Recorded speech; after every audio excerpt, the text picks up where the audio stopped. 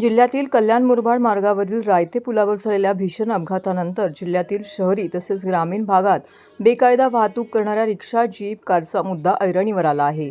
यातील अनेक वाहनचालक क्षमतेपेक्षा जास्त प्रवाशांची बेकायदा वाहतूक करण्याबरोबरच वाहनही भरधाव वेगाने चालवत असल्यामुळे अपघाताची भीती व्यक्त होत आहे. याकडे संबंधित विभागाचं मात्र दुर्लक्ष होताना दिसून येत आहे. जिल्ह्यातील कल्याण मुरबाड मार्गावरील रायते पुलावर सोमवारी सकाळी प्रवासी कार आणि सिमेंट मिक्सर वाहनांची जोरदार धडक बसून अपघात झालाय. या अपघातात कारमधील 11 जणांचा मृत्यू झाला. या अपघाताच्या निमित्ताने कारमध्ये क्षमतेपेक्षा जास्त प्रवासी असल्याची बाब पुढे आली असून यामुळे या अपघाताच्या निमित्ताने जिल्ह्यातील बेकायदा वाहतूक करणाऱ्या रिक्षा, जीप, कारचा मुद्दा ऐरणीवर आलाय. ठाणे, कल्याण, डोंबिवली, भिवंडी, उल्हासनगर, अंबरनाथ, बदलापूर या शहरी भागांसह टिटवाळा, शहापूर, मुरबाड, भिवंडी ग्रामीण, कल्याण ग्रामीण या भागात अनेक जण शेअर रिक्षा, कार, जीप अशा वाहनाने प्रवास करतात. रिक्षामधून 3, कारमधून 7 ते 8 प्रवासी वाहतुकीस परवानगी असतानाही रिक्षामधून 4 ते 5 तर कारमधून 10 ते 11 प्रवासी वाहतूक केली जाते.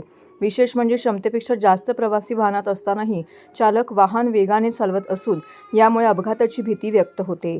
यापूर्वी ठाणे स्थानकाजवळील गोखले मार्गावर क्षमतेपेक्षा जास्त प्रवासी वाहतूक करणाऱ्या रिक्षांचे अपघात होऊन त्यात प्रवाशांना जीव गमवावा लागला आहे.